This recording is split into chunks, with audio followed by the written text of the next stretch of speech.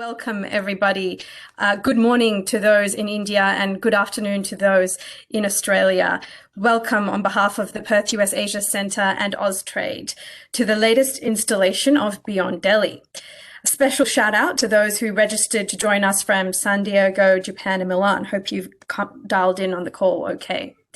As a part of the Beyond Delhi program, we recognise that in order to grow bilateral relations, we need to understand India's economic centres just as well as we understand their capital, Delhi. So far, as a part of the program, we've been to Tamil Nadu, where we discussed alternative models to cooperation in higher education. Then we went to Maharashtra, where we brought together the business and policy community in India's infrastructure world with the Australian superannuation funds. Late last year, we finished with Karnataka and looked at the digital gaming and animation industries and synergies between the Australian and Indian sectors. Today, we're not just going beyond Delhi, but we are going to infinity and beyond. So we'll be talking about Australia-India Space Cooperation. This is a special focus because late last year, there was an MOU signed between the two countries in space cooperations.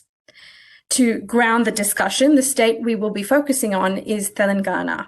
The Indian state of Telangana is a landlocked state in the south of India. It's surrounded by Maharashtra and Chhattisgarh in the north and Karnataka in the west and Andhra Pradesh in the south and east directions. So why Telangana in a discussion around the space sector? Well, the state government there is aiming to become a one-stop space tech sector destination by becoming an end-to-end manufacturing hub from design testing all the way to launch activities. Hyderabad, the capital city of Telangana, is uniquely positioned because of the existing aerospace defense ecosystem. And a fun fact from the state is that in the Indian Space Research Organisation, ISRO's recent Mars orbiter mission, 30% of the parts came from this one state.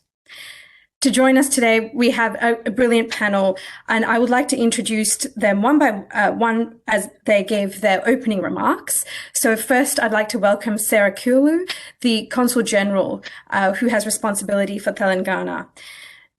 Ms. Sarah Kulu is Australia's Consul General based in Chennai, and she's responsible for the states of Andhra Pradesh, Karnataka, Kerala, and Tamil Nadu as well. She was appointed to the role in January 2021 and has a significant background in Australia-India relations. She was previously posted in New Delhi from 2008 to 2011 as Second Secretary Political at the High Commission, and also led policy teams looking at the economic and political relationship with India in Canberra. She's also served overseas in Cairo and Beijing. Sarah, I welcome you to open today's session with your reflections on Australia-India Space Cooperation. Thank you, and Vanakkam to everyone from Chennai. Thank you for the very kind introduction. I am indeed Australia's Consul General for South India, so responsible overall for Australia's relationship with the 5 southern states of India, an extremely economically active and diverse and fascinating part of the country. My thanks to my fellow panelists for joining us today, and I know this is going to be a very useful ongoing resource made available to everyone on the internet. And thanks to the Perth US Asia Centre for putting together this important series. You know, part of the reason we have consulates spread across India is that you cannot know and do everything with India via Delhi. You need to get out, understand the disparities and the strengths of individual states. Turning to the topic of our webinar today, for over 5 decades now, Australia has been what we would call the ears of space as part of NASA's global space program. But with the establishment of our own space agency in 2018, the Australian government is aiming to grow the role of space in the Australian economy from around $4 billion today to $12 billion by 2030. And we estimate that space and space technologies will create around 20,000 new jobs in Australia. We also hope to embed Australia's space industry as a global leader in select areas of technology. But of course, Australia and India have also been collaborating on space for decades. We signed our first space MOU in 1986, and we have partnered since on data calibration and laser ranging for Indian satellites, the launching of Australian satellites, and have conducted relevant joint research. As was mentioned, in February 2021, the Australian Space Agency and the Indian Space Research Organisation refreshed their civil space MOU to expand cooperation, including our support for the exciting Gaganyaan human space mission. It is expected that this refreshed MOU will be a springboard for research and collaboration in civil space, space technology, space educational activities, and the use of outer space for peaceful purposes. More broadly, our increasingly close engagement on space is a reflection of the deep strategic ties between our countries, as set out in the Australia-India Comprehensive Strategic Partnership. We share a vision of an open, free, rules-based Indo-Pacific region supported by inclusive global and regional organisations where states can act with sovereignty free from coercion. These are important goals in today's world. We both also want to create new opportunities for our companies to grow, for jobs, and for the development of our two nations. That's why space collaboration now spans the gamut from business to business, government to government, and the exciting and innovative startup sector. Australia was proud to be the country partner for the 2021 International Space Conference and Expo arranged by ISRO in Bengaluru, which covered the breadth of these issues. What brings us together is our complementary strengths. Some of the unique advantages Australia is equipped with include the geographical position we hold in the Southern Hemisphere, which gives us wide open spaces and relatively low light pollution, making for perfect launch and observation sites. Australia also has high-end engineering capabilities, some of which have been developed in the context of our mining industry, with expertise in data applications, satellite technologies, Earth observation, robotics, and remote asset management.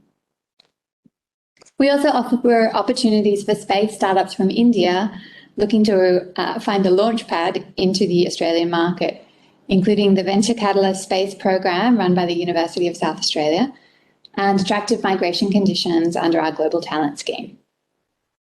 Of course, on the Indian side too, there are rich opportunities for Australian space firms. We're talking particularly about Telangana today, but these do have national application, including around the ISRO headquarters in Bengaluru. My colleagues here recently visited Hyderabad, the capital of Telangana, and identified a few factors that I wanted to set out for you today.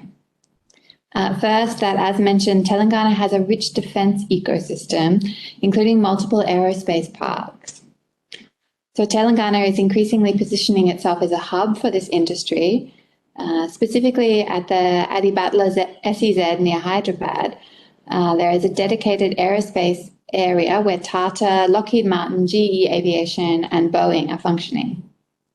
Telangana also has a dedicated policy framework to support space industry released in September 2021. This is the first time the state government has released a policy framework to encourage manufacturing and innovation so specifically in the space sector. Relative to Australia, the cost of establishing a business in India is relatively lean and there is good engineering talent available. And the Telangana government is supportive of startups and bringing human capital into the region, with space startups like Devara Space and Skyroot making waves in the space tech sector. Other major national institutions are also present, like the Defence Research and Development Organisation, the National Remote Sensing Centre, and alongside state bodies such as the Advanced Data Processing Research Institute in Hyderabad, which is just all to say that there are a lot of factors that make collaboration between Australia and India in space really exciting. Of course, individual businesses, though, need to invest the time and energy to research their own options, to come to India, to meet with people, maybe have some open-ended conversations to see where the synergies might be. The Australian government is ready to support that, either through my office or our Austrade colleagues who are running the AIBX, the Australia-India Business Exchange initiative. So do please reach out, take advantage of the resources that are available, and help us to grow this exciting Australia-India space relationship. Thank you. Thank you, Consul General. It is really great to have that detail from on the ground and what is actually there in Hyderabad that makes it a hotbed of activity in space. And also exciting to hear about what's happening at a bilateral level between the two central and federal governments.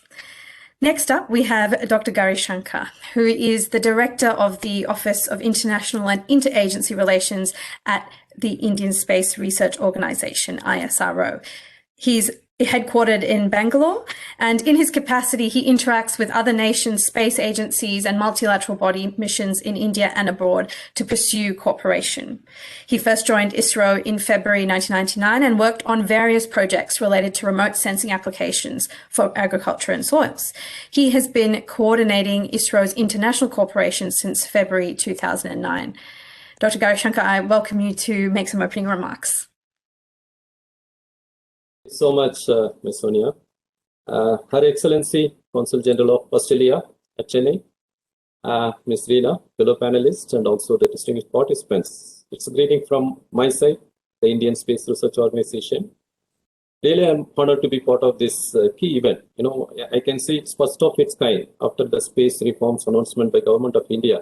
And I'm really happy that, you people are taking up this topic state by state and now focusing on Telangana. So just few words about our Indian space program. I'm happy to learn many things from our Consul General on what India is doing with Australia. I'm really happy to know that, and she has elaborately touched upon that. So you all know that, India established her end-to-end capability in space, both in space transportation systems, spacecraft building, and also with a vibrant application program in Earth observation, communication, and also in navigation sector. So you also know that from the inception, Indian space program has enjoyed the goodwill of many space-faring nations and also the space-aspiring nations. It is highlighted from the fact that we have MOUs or agreements with 61 nations and 5 multinational bodies.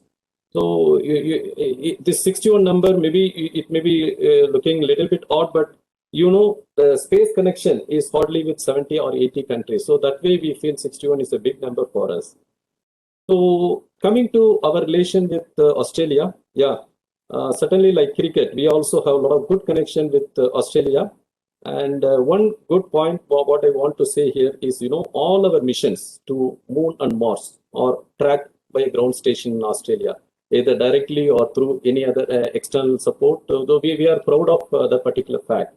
And also, currently we are exploring with the formation of Australian space agencies, we are exploring cooperation opportunities in multiple areas like Earth observation, navigation, and also space situational awareness. So in this context, I would like to thank Australia for supporting us very openly in establishing a ground station in Cocos Keeling Island to support our human spaceflight program. So it is a lot of things are done, documents are in place, maybe we have to start the work, and things are becoming good, the post-pandemic scenario, so things will start moving on that.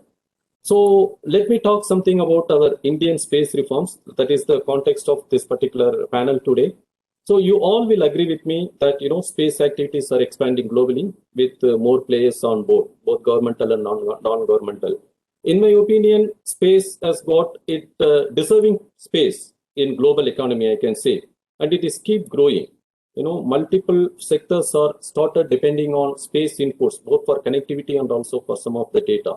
So in line with this, our government of India also wanted to take advantage of this growing global economy trend. So it has announced space reforms in June 2020, based on 4 different pillars. No, I just would like to highlight these 4 pillars because you can understand the context of our space reform. It's going to give freedom to space private sector in innovation. Means they will be actively doing, and also they will be doing their own R&D. So that is the space sector, and the government is going to become an enabler of this activity, and our youth also will be made future ready so that they can take up the challenges which are coming out of this reform. And the entire approach, the 4th pillar is that the entire approach is to see the space sector as a resource for progress of common man. So in this reformed scenario, our government of India, through Department of Space, we don't have a ministry for space, we have a department only. through the Department of Space is going to enable the private players to carry out end-to-end space activities through promotion, handholding, sharing of ISRO facilities, expertise and technology, and also by authorizing some and also monitoring the private sector players, because they need some guidance, because also, the fact that the government is responsible or liable in an international scenario. So it has to authorize and also the monitor activities of private sector. In that also, the government is bringing out some enabling legal and policy frameworks. Certainly that is important for, the private players should know some boundary conditions. So in that context is going to be a key factor. I think we can discuss more on that in our discussion. And important aspect is a new entity called Indian National Space Promotion and Authorization Center. In short, we call it as InSpace. It is established to promote, handhold, and authorize space activities. And another important factor what Government of India has done is we have a public sector unit called New Space India Limited. We can say it is a commercial arm of Department of Space. So it is going to have a demand-based approach rather than supply-based approach what it was doing till now. So it is going to aggregate the user requirement and then keep serving the government and also the private sector player. Another important aspect in the space reform scenario, what has happened is a voluntary association called Indian Space Association, in short it is called ISPA, is also in place, which will enable or enhance the capabilities of Indian space industries with appropriate global linkages. So with this brief introduction, I also want to say a few points what the private players are going to do or expected to do in this space reforms.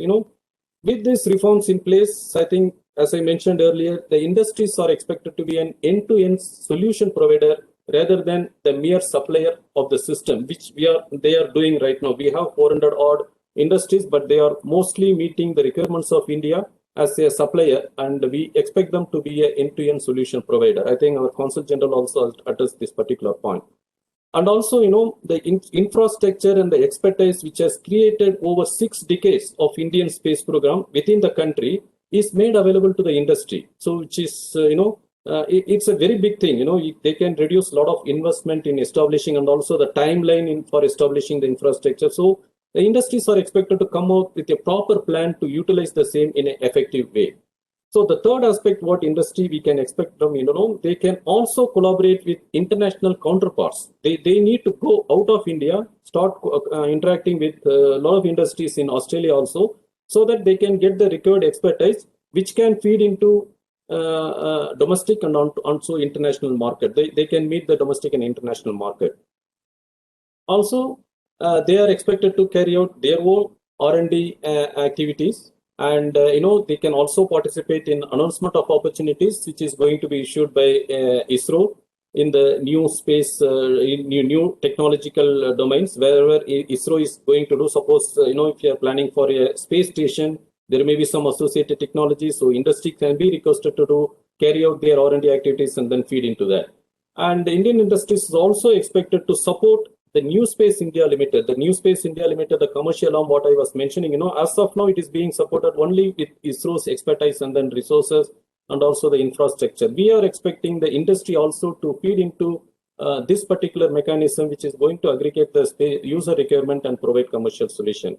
While doing all these activities, we also expect the Indian industry to honor country's international obligation through in-space authorization and monitoring process. As I mentioned earlier, India is liable for all the activities carried out within Indian territory or by the Indian citizens. So they have to honor it, and there is for that only the in-space mechanism has been done. So the third and last segment of my talk, what I think our organizers wanted me to say something is, what Indian states are expected to do so that they can benefit from these reforms and also they can contribute to the national space program. That is an important topic, certainly, yeah. In my opinion, yes, the states have to play a key role in percolation of space technology benefits at the grassroots level, because, they have the lowest administrative body like Panchayat or village. It has to penetrate to that level. For that, state departments have to do, maybe which can help in proliferation of downstream applications. One example can be, they can mandate their line departments to use the space inputs in all their activities. Like Honorable Prime Minister Narendra Modi has made in 2015 to all the central government ministries. He has told that, space inputs can be used in their regular activities. So similar mechanism our state governments can bring in.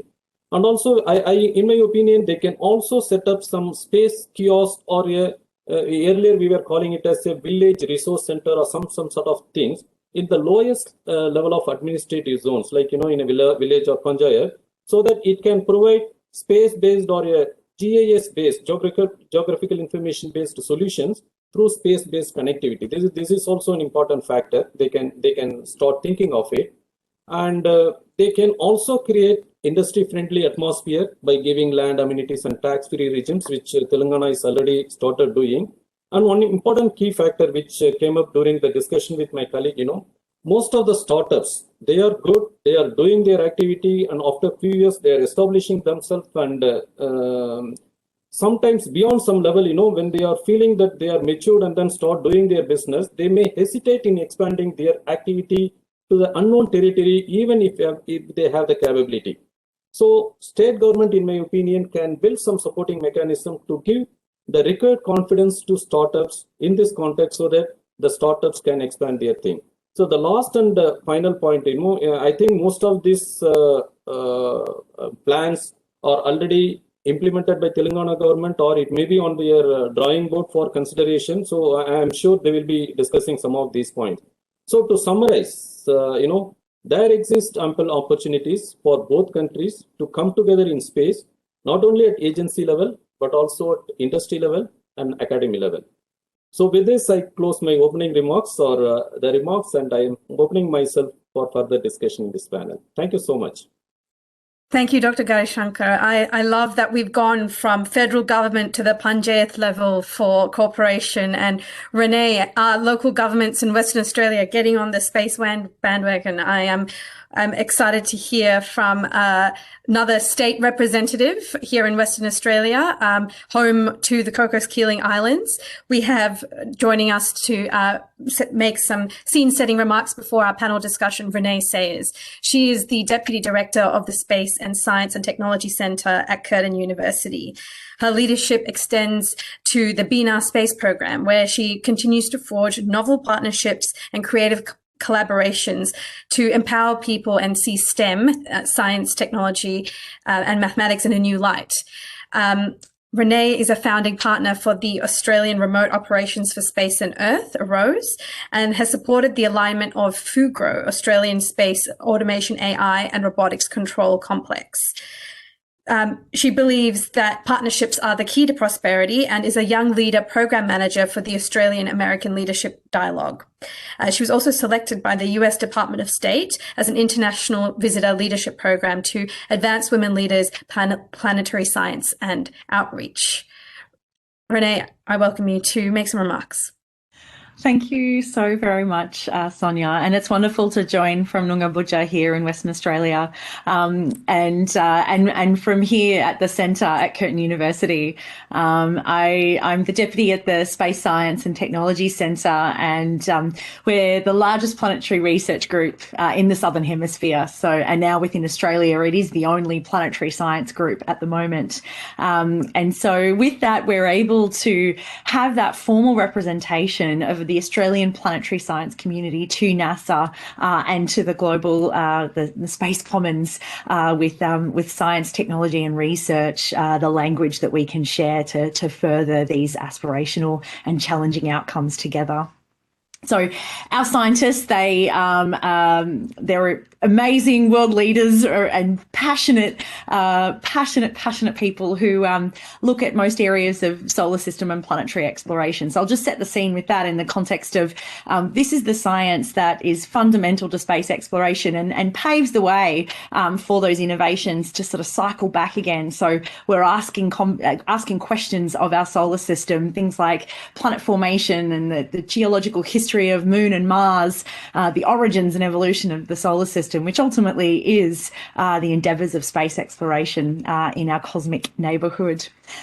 We've been on a bunch of science team memberships. We've developed a bunch of deep space qualified hardware, and we're on about 12 current and past planetary missions. And so for us, we get to see firsthand the fact that the planetary science and engineering, it's just a critical element of the space ecosystem. And I just wanted to press on that for a moment because, as I mentioned, it's intimately linked to space exploration. And obviously the research priorities for overseas space agencies, they're defined around strategic knowledge gaps in that field. And that's really powerful to understand in the context of how planetary science and its engineering for missions are central to most space agencies and their exploration and research efforts. And just a shout out to ISRO's some of the most breathtaking missions, like the Chandrayaan and the Mars Orbiter mission. Like, it was just extraordinary effort to see such successes, and also looking at a paradigm shift as well in the context of how we go about exploring and how a country builds that incredible capability and really lifts and inspires a generation. So just a massive shout out to that. And on that inspiration, that's what's critical in this ingredient. It's motivating to the best and brightest. They're generating technical innovations, and this is critical. And as it flushes in to multiple sectors, so we see that spin up and spin down and spin across effects. And it's definitely one of the main motivators around the AROSE consortia in understanding how we can unlock capability that's sitting in different industries and how we can empower WA today to inspire how they can use these incredible skills and be able to learn lessons from these different sectors. So but ultimately, when we think about harsh and extreme environments, there's nothing like young engineers developing experience on spacecraft and sensors that have to operate at the absolute extreme, and as well young scientists asking questions at the very edge of our knowledge. And that's the type of workforce and human capital that we are so inspired about flushing into not only our local sectors, but contributing globally as well. And so as we see those elements of the planetary science and the engineering being fundamental to both government agencies and the space industry, it's closing that cycle where science underpins that innovation and economic growth in the sector. Investment, governments invest in space. It's not a waste of money. It actually makes money, and it's good for so many other sectors and society as a whole. And so we're seeing now that there's a 8 to 9% yearly growth in the space sector, and this is globally and domestically, and that's about 3 times faster than the average economic growth. And what's particularly relevant for here in WA with the space, the BINA space program and at Telangana, is the space exploration part of that. So this is the building the off-Earth economy, it's the launch vehicles, it's the satellites, it's the spacecraft, it's supporting the Moon to Mars endeavours. It's within that uplift, and that's growing 23% a year. So we're seeing this framework, we're looking around the world, and we understand that there are these blueprints out there of basically how to kickstart this virtuous cycle. And so when we look at the role of public investment in space science and technology, plus a really strong policy framework, that's the way to get those returns and to get to the place that I think we're all working so hard to get. So we work closely with NASA, and they're a science-based agency, basic research and missions, as is ISRO. And so part of that, we can just look at a recent 2019 fiscal report on economic impact of NASA funding. They had $21 billion to NASA, and that generated $63 billion out back into the US economy. So that's like a 3-to-1 return in 1 year. And we know over the life cycle of these innovations and these programs, it's way greater, a ceiling upwards of 21 multiplier.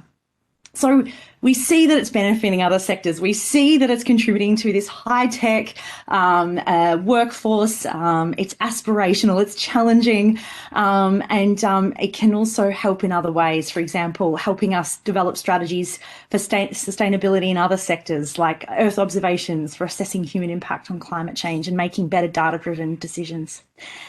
So it's with that, our space program here with BINA. In fact, BINA 1 is just up here. It was launched out of the International Space Station last year in August, and BINA 1 was just the beginning. Our space program has another 6 more missions, spacecraft, lined up in the next 18 months, which is really exciting for Australia because there's only about 15 Australian spacecraft in history. So we're really proud of the way in which we can use this program as an enabler. Each mission is an iteration on that technology that has a pathway to the moon for us, BINA Prospector, as funded by the Australian Space Agency in the demonstrator feasibility studies at the moment.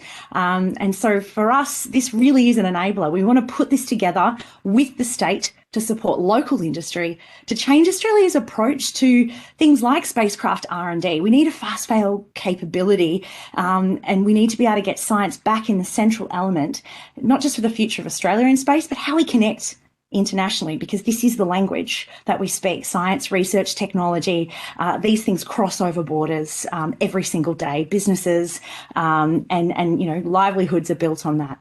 So on a state level, we want to do that on 2 ways with the WA space innovation sector. We want to allow access to space using our platform, our BINAR platform, and that's about accelerating the development for local manufacturing capabilities. So this is really timely because we need to have affordable access not only to satellite testing facilities and payload real estate, because it is critical in space to succeed by having validation on orbit, for example. So if you want to commercialize projects and products for space, you need to have that full validation in space. That's a big leap for a lot of startups and small to medium enterprises. And that's an extraordinary leap if you're in a research capability or a project or a student. So that's one way we want to unlock this. And that's a big part of accelerating that development pathway for universities, startups, students, etc. It's a way to attract new science projects and ventures to the state. And the second thing is bringing that global visibility. Nothing inspires like space, and a headline goal like solar system exploration, being able to enable interplanetary missions through this affordable platform. So we're building up to a 6U twin orbiter, BINA Prospector, launching in 2025. And they're 2 BINA orbiters. They're performing geophysical surveys of the moon in search for those strategic resources. And because we can plug or at least address one of those strategic knowledge gaps, that's one of the things that we can talk to NASA and going, hey, this is how we can fit in to Artemis, for example, and get that support. So innovation, investment, inspiration, and knowing with the Indian Space Program, their role is to promote that development and application of space science and technology for the socio-economic benefit of the country. There is no reason why we can't extend their state to state, contributing to missions, whether it's technology or science or doing a joint small interplanetary mission. We know that these joint projects, these missions in particular, nothing triggers innovation outcomes like building those deep relationships and that human capital.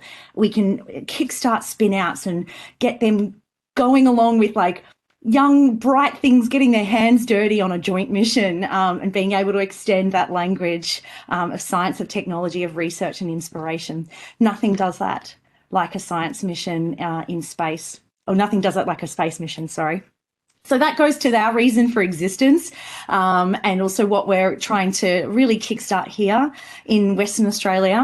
We want to do these things that we're passionate about, challenging, they're aspirational, and genuinely it's the way to deepen relationships underpinned by these substantial outcomes, and it has the potential to have such a global profile. Wow, what an exciting vision you paint of where collaboration in this space can go. And it is really interesting to be thinking about space at a time when, we've had the global pandemic, growing geopolitical tensions. There's something very unifying about the picture you've painted, about the cooperation in space missions and the potential that has to bring everyone together. I'll now like to move to unpacking some of the themes we've heard from our three brilliant speakers today. I invite the audience, if you have any questions, please do put them in the chat and let me know if you would like the questions to be directed at particular people. We welcome your vibrant discussions, and I will be asking some questions that you sent when you registered early on. But first up, Consul General, I'd like to go to you. We've heard from both Renee and Dr. Gaurashankar how what we're seeing in both India and Australia is a real move towards commercialization and the private sector having a much larger role in space. And this is in stark contrast to how we've historically thought of space, which is these big organizations like ISRO, like NASA, like the Australian Space Agency, basically driving the agenda.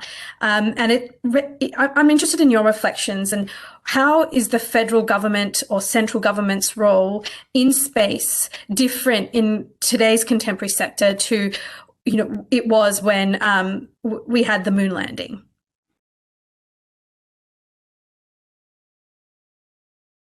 Thank you for that. And I'll also be very interested to hear Dr. Gaurashankar's views on that, given, of course, ISRO and new organization in space are being so active in this and have a really kind of developed framework. Whereas, of course, Australia came kind of later to this, when already, the Australian Space Agency was conceived 2018, that we had an active kind of private space sector.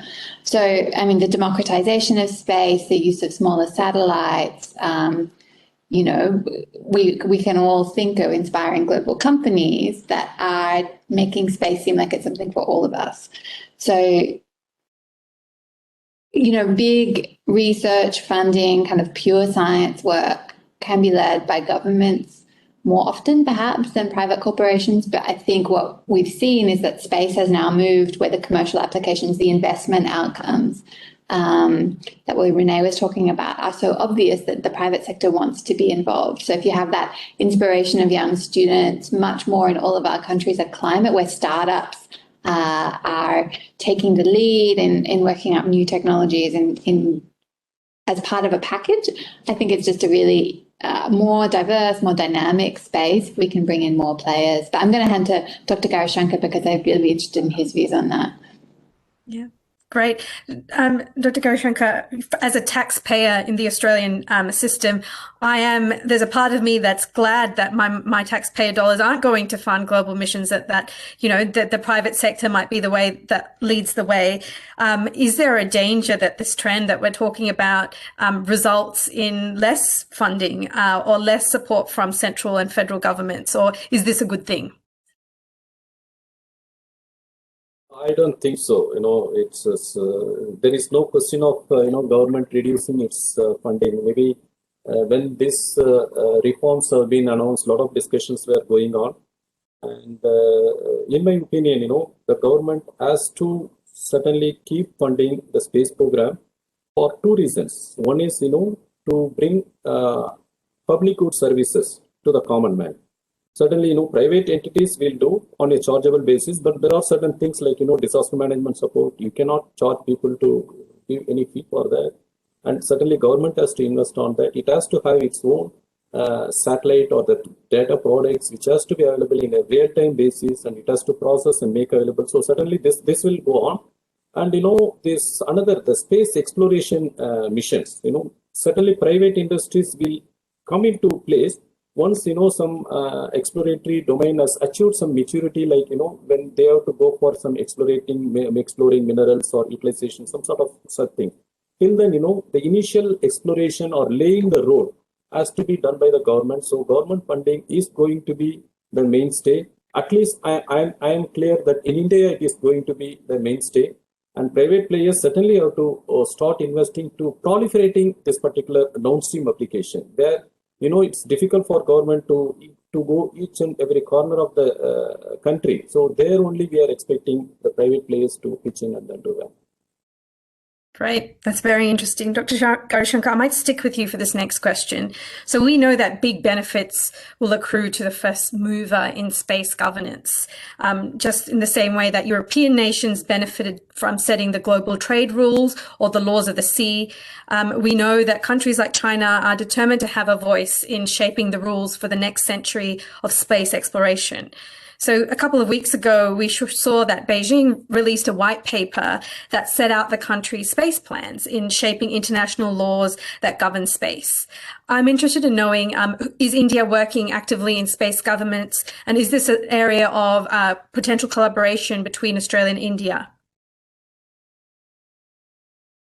Yeah, very much. It is a key topic, and as of now, the governance in space is, I think, moderated or by the few treaties which are signed long back, 30, 40 years back. But right now, I'm sure you are aware that the entire UN focus is focusing on one theme called long-term sustainability of outer space activities.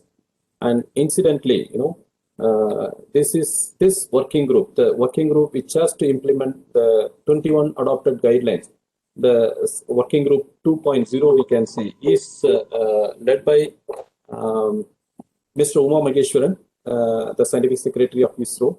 And he has conducted few meetings, and then they have already agreed on the terms of reference, work plan, and the working methodology. So this particular forum is going to help on how the players can implement some of the goals which will help in sustaining our space activities in the long run. This is going to be a big challenge, even the space situational awareness, space traffic management, and protecting our assets from space weather events. All these aspects need to be taken care if the space activities have to give the desired results. So that way, India is keen on this, and it is ready to play a meaningful role, and it is already honoring some of the international commitments. We also worked on Hague Code of Conduct and many such forums which we are trying to bring out some norms. Maybe, most of the people are talking about voluntary guidelines, but there could be in a long run, once some maturity comes, it could be some sort of treaty, what we signed 20, 30, 40 years back. Hope I answered your question.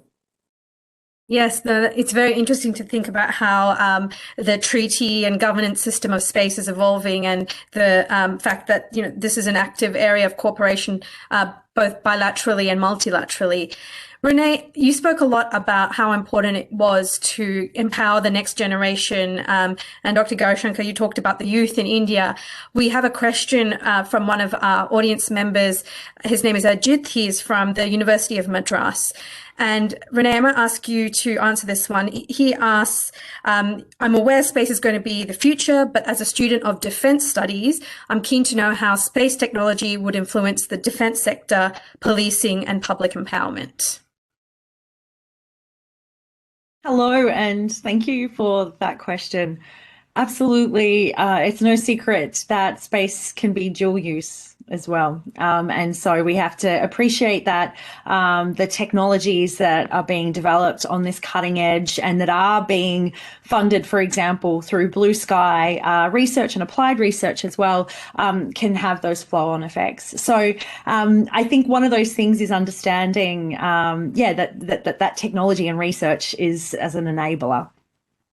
And again, working out, I think that's the easiest way. It's part of the virtuous cycle, but it definitely has to come from a place that's underpinned by that solid investment in STEM, and yes, that does require public as well as private understanding how those downstream effects can get there. But the local government and national government absolutely needs to understand where we want to go, not just right now with backing winners in the context of a commercialization framework, but also how things develop technology and research over multiple years as well. And we've got to think strategically around that. And defence is really good at thinking strategically over those long periods of time.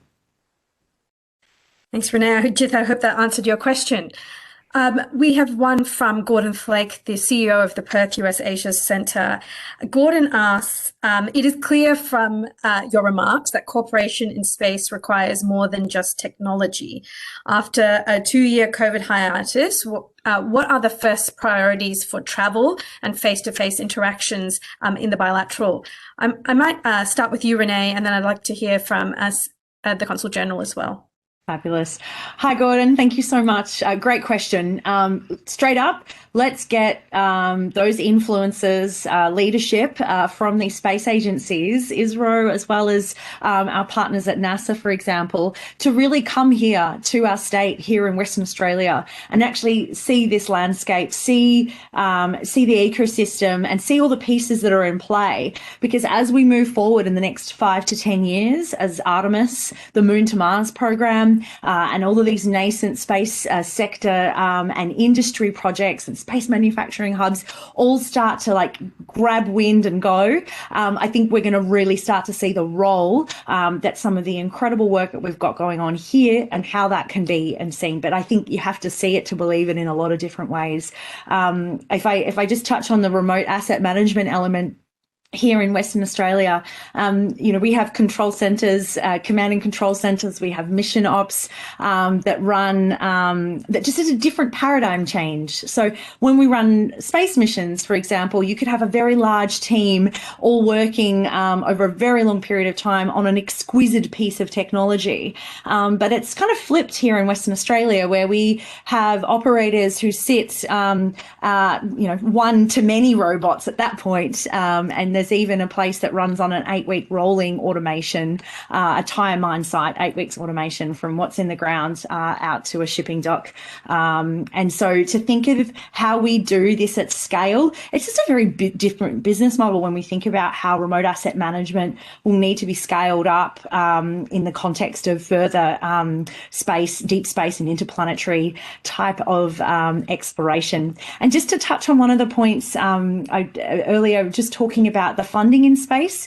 So NASA's deputy, this is Pamela Melroy. She was a founder of Arose, worked with her closely in pulling all that together. But with her role at NASA, where we will go, commercial will follow. Is a big reason why we need to set that tone there. So Gordon, we need to get people here in WA and see firsthand what is going on here, and actually seeing how having international investment and partnerships and cooperation can really grow the pie rather than just skimming off all the yummy bits at the top. So I think that's a real big vision of understanding how we can have face-to-face be really powerful here in Western Australia. Fantastic. Dr. Gaurashankar, have you been to the Cocos Keeling Islands? You got the point. Certainly, COVID has impacted the pace of space program, both domestically and also in international cooperation perspective. It's a very good question. Yes, we are keen to visit our partners face to face. We have a lot of virtual interaction. Certainly, we have not stopped our cooperation. We have done a lot of virtual interaction. But we need to do. To come to answer your specific question, as Sonia said, the Cocos Keeling Island is a critical part of our Gaganyaan program. We have done a lot of virtual meeting, and then even our Australian colleagues went on our big off and did some site survey there. But our team wants to go with some equipment and then keep doing some of the things. I'm happy to know that Australia recently removed all the curbs for international travelers. So I think we will be looking for the earliest opportunity for our team to go in particular to the Gaganyaan program. In addition, we are also thinking of cooperation in satellite navigation, where we want to put a small ground station in Australia to monitor or to receive signals from our NAVIC constellation of satellites, which will also help Australia in conducting a multi-GNSS project, getting, comparing signals from all other global positioning system and regional positioning system.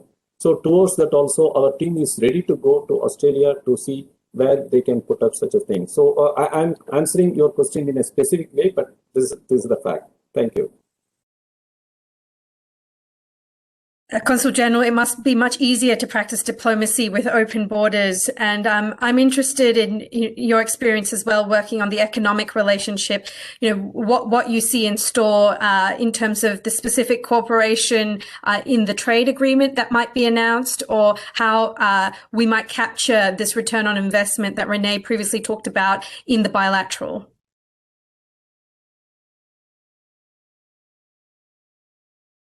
Thanks.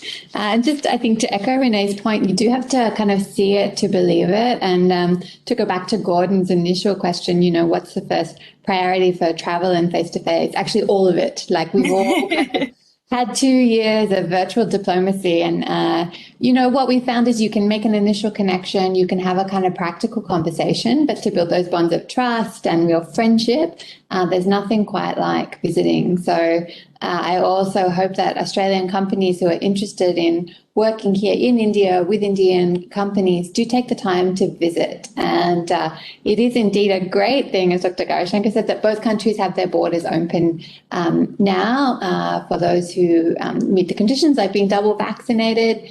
And I think my office is already seeing this big rush of people wanting to kind of go in both directions. And that's extremely pleasing because, the Australia-India relationship at late 2019, early 2020, we were on such a kind of rapid upwards path, right? And, government to government has sustained that. The Comprehensive Strategic Partnership was announced in June 2020. Our minister and defense minister came here for a 2+2 meeting in the period when that still required them to do hotel quarantine in Australia, to quarantine in Australia. So in terms of investing in the relationship, it's been really significant, but it's now, now that with the bureaucracy laid all that groundwork, it's really up to individuals, research institutions, businesses to capitalize on that. We can perhaps open doors, lay some stepping stones, but we can't do the pure space research. So we certainly look to others to do that. You asked about the sort of formal structures in the economic relationship. Indeed, we are. Minister Tian was here in India the same weekend that Foreign Minister Jaishankar was in Australia for the Foreign Ministers Quads meeting, and made very good progress on the trade discussion with his counterpart, Minister Goyal. We're hoping for an interim agreement within 30 days. Trade agreements, of course, require a lot of detailed legal work, and so that's going on. Colleagues in Canberra and colleagues in Delhi are working hard on that, and that will be a really positive development for the bilateral relationship, one that's been in the making for some time. And I guess just to hark back to the India Economic Strategy, which was released in 2018 and remains a very relevant document. There's been some work ongoing just to look at that again, see if it needs any refreshing, but it's a substantive piece of work, including in the way it details priority states for engagement. And of those 10 priority states, 4 of them are in South India, including Karnataka and Telangana. So, that's easily available online, and I do encourage people to take a read. Fantastic. I'm liking that we drew on inspiration from the India Economic Strategy for the design of this program, and actually one of the reasons why we focused on the states and the sectors that we did. So thank you for bringing that to our attention, and everybody, bilateral watchers are keenly waiting the outcome of the interim agreement. I might now ask larger question to kind of wrap up. Renee, I'd direct this one to you, and Dr. Garishankar, also welcome your thoughts if you're comfortable.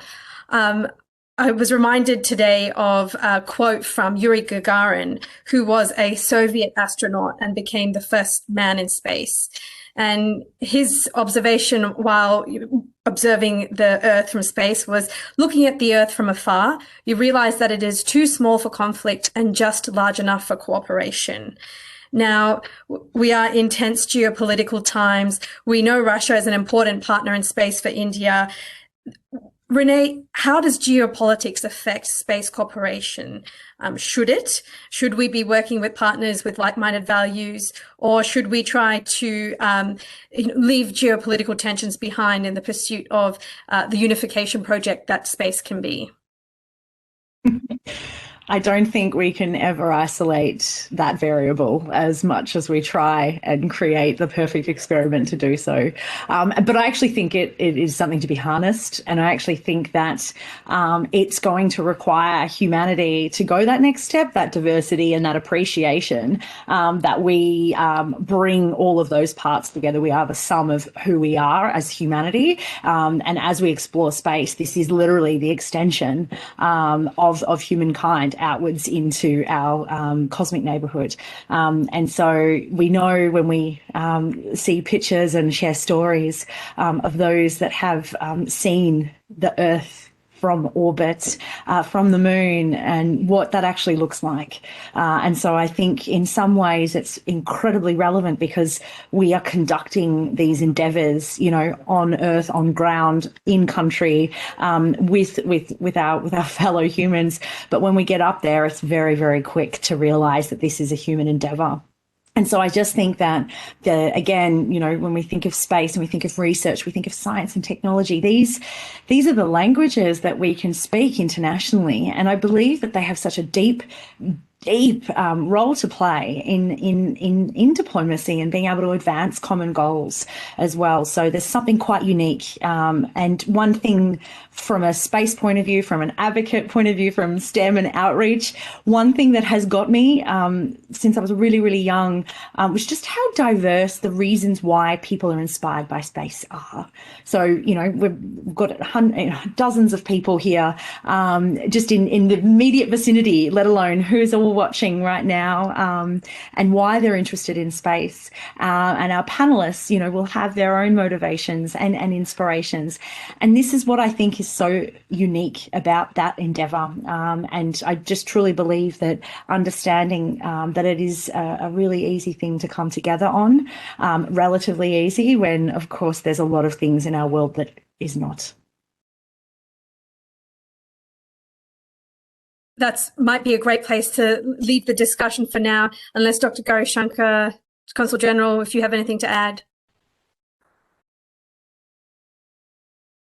From my perspective, you know, geopolitical point is certainly an important, and it's a key factor, and will continue to play a key role. But however, you know, it's difficult for me as a technical organization person to answer this question. I think it should be left to the diplomats to say something on this. Thank you. Which is maybe my key to say that, you know, in my speech, I did talk about the strategic alignment between Australia and India and how we have quite a clear vision for the kind of world we want to live in and the rules and principles that should guide that. Brilliant. And I think the free and open Indo-Pacific mantra applies just as much as in space as it does in our oceans. And it has been such a fantastic discussion, everyone. Thank you for taking the time to share your expertise from space exploration from ISRO, Dr. Gauri Shankar, Renee Sayers from the Curtin Space Technology Centre, Consul General Sarah Curlew. This has been a great way of thinking about a specific state, Telangana, and a foothold into India through a slightly different state and sectoral focus. So thanks once again, everyone. We will be making this recording available for future reference, and would like to also thank our partners, Austrade, for a really vibrant discussion.